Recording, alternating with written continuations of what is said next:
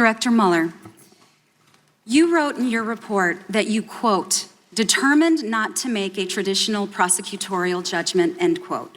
Was that in part because of an opinion by the Department of Justice, Office of Legal Counsel, that a sitting president can't be charged with a crime?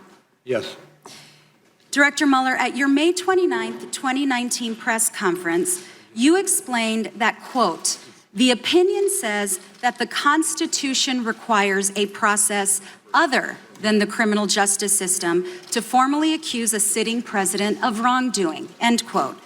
That process other than the criminal justice system for accusing a president of wrongdoing, is that impeachment? I'm not going to comment on that. In your report, you also wrote that you did not want to, quote, potentially preempt constitutional processes for addressing presidential misconduct, end quote. For the non-lawyers in the room, what did you mean by, quote, potentially preempt constitutional processes? I'm not going to try to explain that.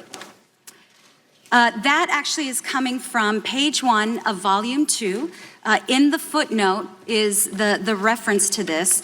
What are those constitutional processes? I think I heard you mention at least one. Impeachment, correct? I'm not going to comment.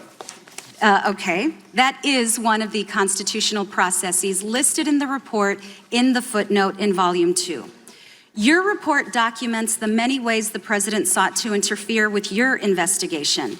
And you state in your report on page 10, volume 2, that interfering with a congressional inquiry or investigation with corrupt intent can also constitute obstruction of justice. True.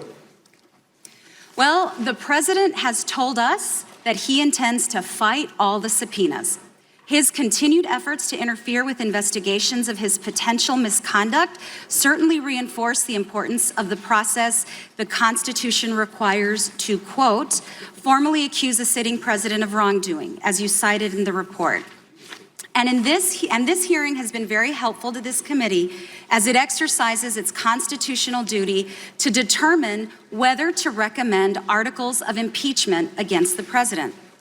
I agree with you, Director Mueller, that we all have a vital role in holding this president accountable for his actions. More than that, I believe we in Congress have a duty to demand accountability and safeguard one of our nation's highest principles, that no one is above the law. From everything that I have heard you say here today, it's clear that anyone else would have been prosecuted based on the evidence available in your report. It now falls on us to hold President Trump accountable. Thank you for being here. Chairman, I yield back.